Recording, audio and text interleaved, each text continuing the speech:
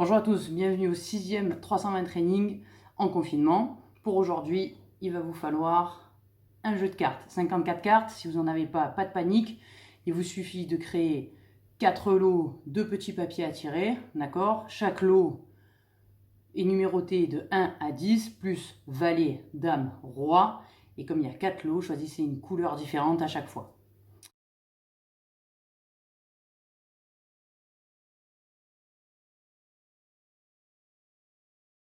Avant de tout vous expliquer, je vous invite à partir sur l'échauffement avec moi. Pour l'échauffement, on va le rythmer avec le Tabata. On ne fait pas de hit, d'accord? On se sert juste des 20 secondes de travail, 10 secondes de repos, d'accord? C'est de l'échauffement. Rythme cool, ok? On va choisir 4 mouvements qu'il faudra faire chacun 2 fois, puisque le Tabata, c'est 8 sessions de 20 secondes avec 10 secondes de récup.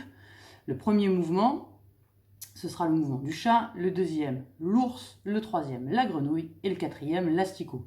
Hyper animalier comme échauffement. Je vous montre tout ça. Je démarre en chat, les mains sont sous les épaules, les genoux sont sous les hanches, les épaules sont loin des oreilles, et je vais venir inspirer, creuser le dos, expirer, pousser le dos dans le plafond.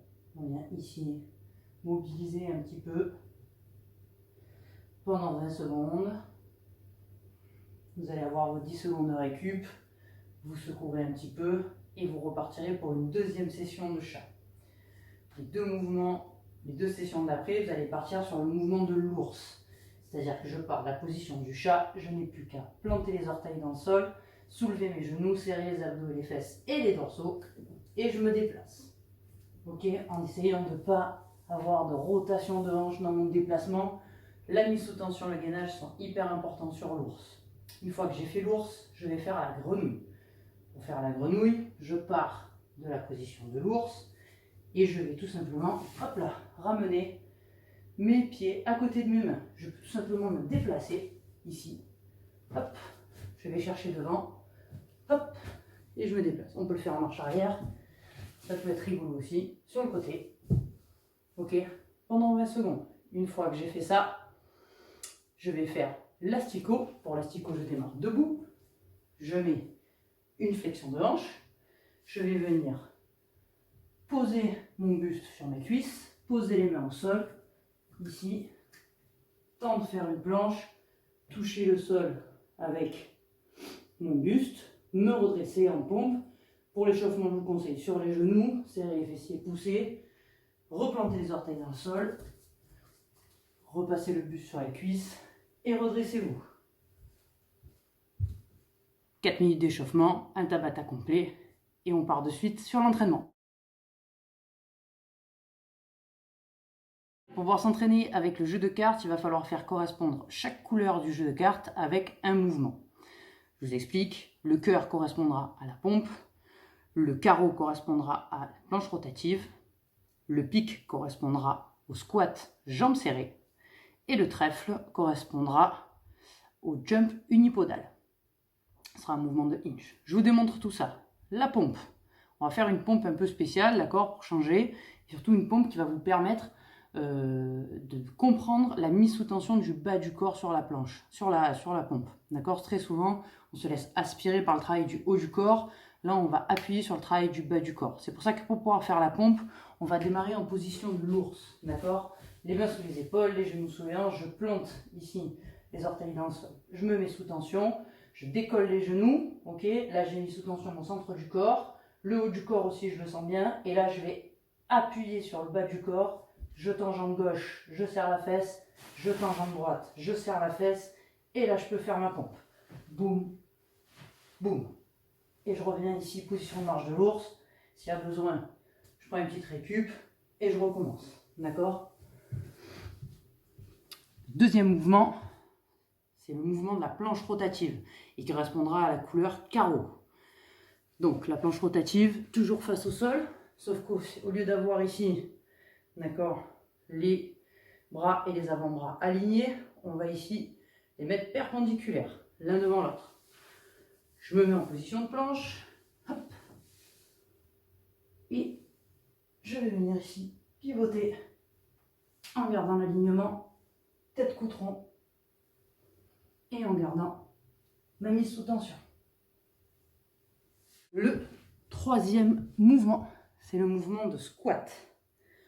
Pour le squat, on va prendre squat pieds serrés, d'accord, jambes serrées. Alors, c'est un mouvement un peu particulier qui demande une bonne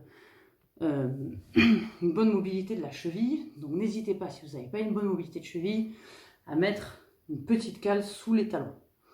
Si jamais vous avez aussi énormément de soucis à réaliser ce mouvement, si vous perdez ici le gainage au niveau du centre du corps, si vous sentez que vous finissez avachi sur vos cuisses, descendez moins bas. N'hésitez pas à vous asseoir sur une chaise ou sur un fauteuil bas, d'accord, pour garder la mise sous tension et pour pouvoir faire le squat. Si vraiment vous sentez que ce n'est pas possible, gardez un squat classique, pied largeur du bassin.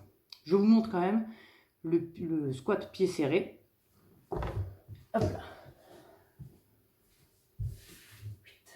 Squat pied serré ici. Je vais mettre 2-3 quarts.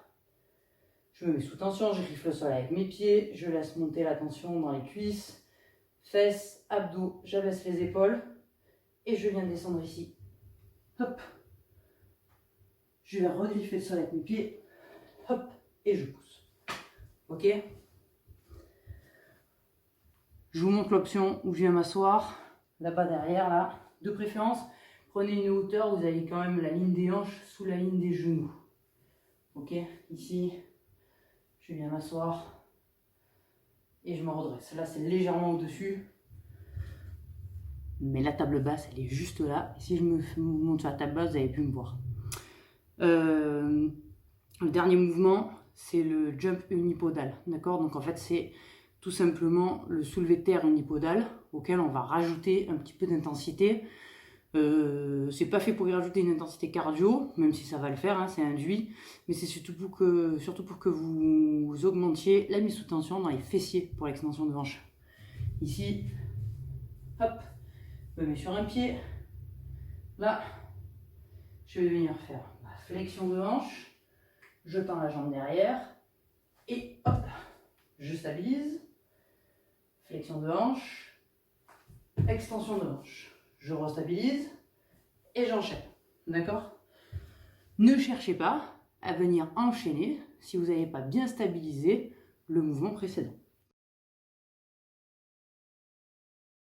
Vous avez vu, il y a donc des mouvements symétriques et des mouvements où il va falloir faire côté droit, côté gauche. À partir du moment où vous avez un côté droit, côté gauche, il faudra faire autant de reps à droite qu'à gauche. Voici comment on s'organise pour le nombre de répétitions. Une fois que vous avez tiré votre carte au sort, hop, par exemple ici, 5 de cœur. Le 5 de cœur, ça veut dire qu'il faut que je fasse 5 pompes. D'accord? Si j'ai tiré au sort le 5 de carreau, ça veut dire qu'il va falloir que je fasse 5 planches rotatives à droite, 5 planches rotatives à gauche. Et vous allez me dire, ouais, mais comment on fait quand on tire au sort des figures? Le valet, le roi ou la dame correspondent tout simplement à des mountain climbers. Le valet, c'est 10 mountain climbers, la dame, c'est 20 mountain climbers, et le roi, c'est 30 mountain climbers. Chaque mountain climber compte pour une rep, d'accord? Pied gauche, une rep, pied droit, 2 reps. Ok? Je vous montre.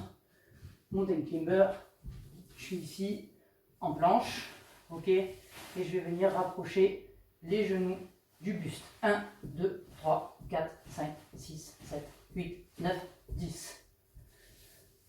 Je viens de faire un valet. Quelle que soit la couleur du valet, ce sera 10 mountain climber. Quelle que soit la couleur de la dame, ce sera 20. Quelle que soit la couleur du roi, ce sera 30.